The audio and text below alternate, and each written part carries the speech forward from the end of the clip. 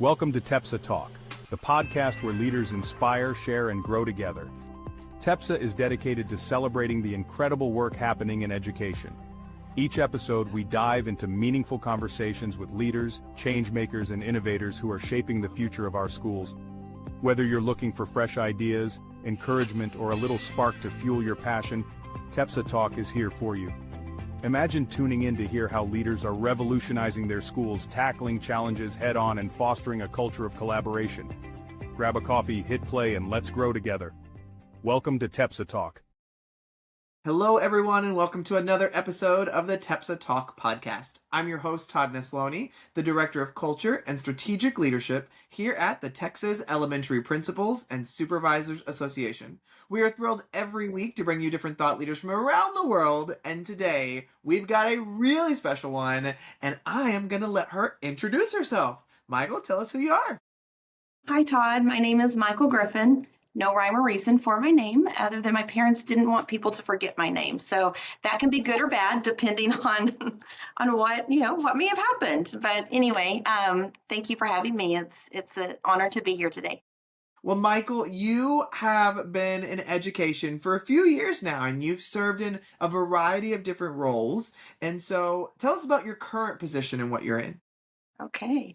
Yes, I think I've been in this business for 34 years, so I sometimes lose track of how many years it's been. But I currently serve as Assistant Superintendent for Curriculum and Instruction in Northwest ISD. We are just outside the Fort Worth area, just north of Fort Worth. In fact, many of our students reside within the city limits of Fort Worth, so we border Fort Worth. And I have been in this role for about 7 years. I've been in the district for about 23 years, but in my current role for about 7. I love that. Well, anytime I bring somebody on who's especially in a role like yours, I love to start our conversation with this question. And that is, at some point in education, you had to either have one of two paths. One is, leadership roles might be for me. Like that might be something I want to pursue. Or the other thing that I hear often is, it was not in my viewpoint, but somebody encouraged me and I fell into it and then loved it. So what does your path look like? When did you know that something outside the classroom might fit you and your personality and your strengths? Well, I grew up surrounded by educators. So my mom was a principal, went into central administration. So naturally, I said, I'm never going to be a teacher, and I'm for sure never going to be a principal. You probably hear a lot of people say that. Yep.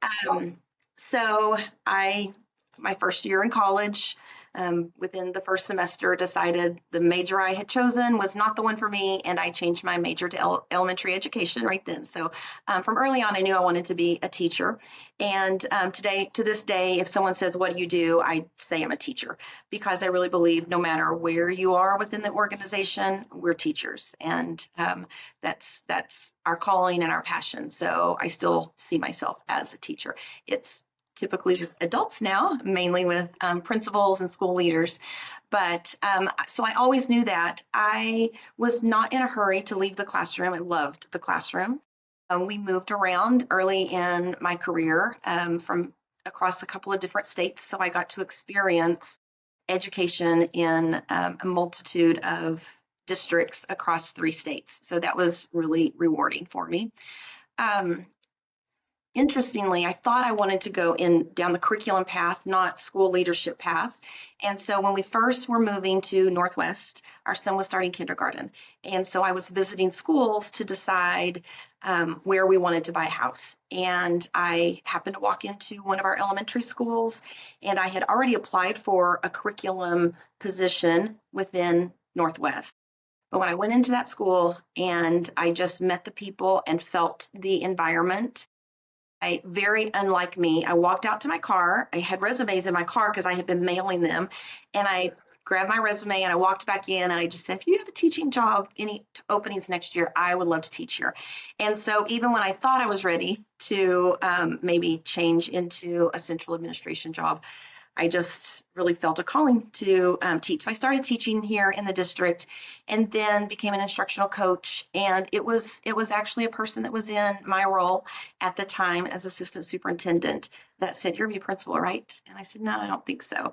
And he just said, yes, I really think that's what you should do. So it just took a little bit of encouragement from someone that I had a great deal of respect for. And so then I went back and got my principal certification and um, went into school leadership here. And then I was executive director for elementary education for several years before moving into this role.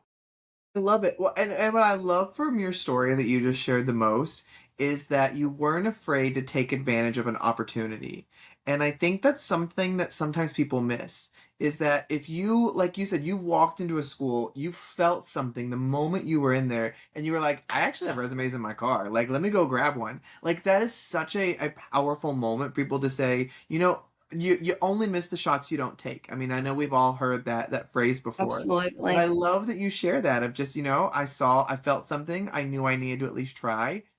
And look where it's led you. Clearly, it was step after step of you just stepping through those doors and being exactly where you're meant to be. But, Michael, I know that as we move further and further up the ladder, our positions get more misunderstood and there's less people that we have that have been in those roles before. And so it also, you take on a lot of different stuff that can weigh heavy. I'd love to know with the position that you're in now, how do you maintain balance where you're not consumed by the position and are still able to take care of you while now you're having to take care of all sorts of leaders and things like that. So how do you also prioritize yourself? Because I know we've got a lot of administrators in central office who will listen to this conversation and say, that's where I'm struggling. Like, I love taking care of people, but I'm not great at taking care of me. So what do you do? Well, I may not be great at it either, but I say first, I am surrounded by the most phenomenal people that I have ever had the privilege of knowing and working with. So, our team, from our superintendent to cabinet to all across our CNI team, and our principals are incredibly tight knit. So, even though we're one of the fastest growing districts in the state, fastest growing district in the Metroplex, but it still feels like a small district. And primarily because we're very tightly connected and care about each other. So when I'm having a rough day or frustrated, then I don't have to feel like I've carried that weight on my own shoulders. Um, there's just, I'm surrounded by people that I can go and talk to or that can help me think through something. And so that definitely helps. Yeah, I've been having those fortunate. people in your corner is always such an important thing. And the one thing that I've learned about the leadership roles that we're in is that if we feel like we don't have anyone, sometimes I feel like that's a choice that we've made because there are opportunities to connect with others, to find your people, to find your circle. Because just like you said, like on your roughest day, you have someone you can turn to, and that helps carry that load. I'll also say it really happened primarily during COVID, but other people, counterparts in districts across the Metroplex, we just joined hands together as we were navigating COVID, and we have continued that partnership. We meet every other week as a cohort on Zoom or Teams, and we also email each other frequently. So there's also, if we're struggling with how to navigate something or trying to understand something, then I also am blessed to have colleagues all across the area that I know I can turn to and we can problem solve together and rely on each other.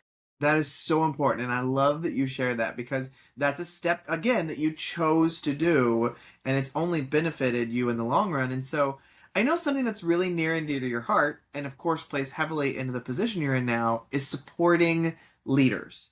Is finding ways to just like make sure they're growing, supporting their instructional leadership, putting things in place.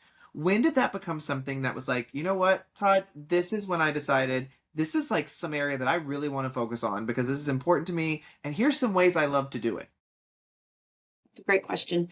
I think ever since I moved into the executive director for elementary role, where my role was to support elementary principals, just knowing the pressures of being a campus principal. And I know I don't know exactly what it's like today because I'm not in that today. I try and be on campuses as much as I can. Just hearing from our principals, walking the building with them, and just listening and being a thought partner, and knowing that at any point, if they need to call or text, we always tell them at any moment of the day or night. But I think as I spent time with principals in their campuses, I started noticing so many great things that were happening. And I found myself saying to one principal, "Ooh, so and so over at such and such campus is also doing this. And the two of you should really spend some time working on that together or talking together." And I just found myself saying that over and over. Well, I Uh-huh. also knew as a principal who has time to really make that happen on a consistent basis. So I felt like it was part of my responsibility to find ways to make that happen. And so we have many structures in our district that are designed just for that. From a regular time when we meet in small groups at campuses with principals, and we talk about where are we struggling, what kinds of supports do you need, do our teachers need to help meet our students' needs, and problem solving and brainstorming together. We spent the morning with our principals in our principal PLC that we have on a monthly basis as well. So just lots of different ways to support them. As we're growing, it's harder and harder for me to get to every campus on as quickly as I would like to. We have 35 campuses. And so I wanted to make sure that all of our principals still felt a personal connection to each of us. So we started a couple of years ago, we call it Link Up. And a group of us in our CNI team have adopted, for a lack of a better word, a number of principals. And we make sure, if nothing else, we all get out to see our Link Up principals within the same time frame. And then we come back and talk about what's additional support that we may need to be providing to our principals. So we just constantly thinking of ways that we can help connect with and support our principals Well, and I our love assistant that principals link as up well. idea. I love that link up idea so much because I think you made a really good point is, you're in a very large district. And so getting around to every single person as much as you would like to isn't always an easy thing to do. And so being able to separate that out and say, can you guys check on these? Like, at least we know somebody's checking on these people. And then we come together and say, okay, I keep hearing this about this person. We need to go support them. Like, let's figure out how to do that. And I think that's so important for people to hear of. You can't be everywhere all the time. And a good leader knows that, you know what, let's use our resources to do the best we can with what we have. And so I'd love to ask you this, though, Michael.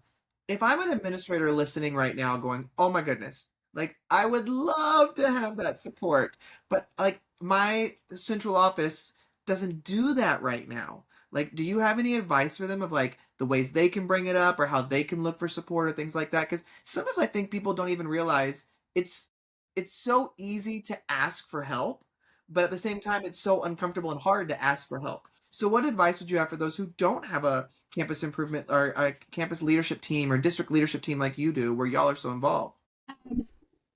We have another opportunity we call Leadership Pathways, and teachers across the district are able to join our Leadership Pathway. And when the course that I teach in Leadership Pathways, the very first session, we talk about being a 360-degree leader, where you at times lead across your peers. There are times that it's important to lead those that are that don't have as much experience as you. And then there's also times when we all need to know that it's okay for us to lead up also, and just let those that may be above us or have more experience than us just hear our ideas and what we would like. Link Up really came from principals saying, sometimes I just need an ear. And so our purpose in our link ups is we just go and listen, and we don't have an agenda, and we just let the conversation be led by the principal, whatever it is that that they are needing to talk about or wanting to share with us. And so I think there's also there's social media helps. That's how I knew of you, just from following you on social media. And so even though it can sometimes have negative connotations of social media, there's also a lot of community out there and ways to connect with people through that as well. Well, something that you just said that I think is so important for people to hear is that each one of us brings something to the table. And being able to understand that just because someone is in a role that is my supervisor or that is above me, never does it mean that they have all the answers. And so when you have a great idea or you have something that you want to bring it. Like we all need to hear those things because that's what makes us better. Like you just said, Link Up would not have started if people didn't say, hey, Michael, these are some things we're seeing, and you could go, oh, you know what? Here's an idea. Let's try this. Let's just go in and listen and then take that feedback. So I think speaking up and knowing that you bring something to that is so incredibly important. Well, Michael, I have so loved this conversation today. And one way that I always love to end these conversations is, there's a lot that we talked about, but there's a lot that's important or close to you as well. And so if you had one thing that you were like, if they hear nothing else, I hope they hear this one thing, what would your one thing be? You are in the right place. We need good people in public education and education in general. And it is a hard job, but it's also a heart job. And I think it's important that we don't lose sight of the heart that's in it and why we chose this profession. And on the best of days and the worst of days, we are taking care of kids. We are have significant impact on their future and therefore our future. And we need the best of the best, and we need people to stay in it, and find those ways to connect with others, just to be able to keep the heart as the main part of it. What a powerful way to end this conversation. Well, Michael, I am so thankful that you made time for us today. And thank you, everybody, for listening or watching another episode of our TEPSA Talk podcast. Remember, you can check out all the past episodes wherever you catch your podcast. And one of the best ways you can support the work that we do is by liking or subscribing or leaving a comment on our podcast, as that helps us get out to even more listeners. We hope to see all of you soon. And don't forget to join next week with another all-new episode.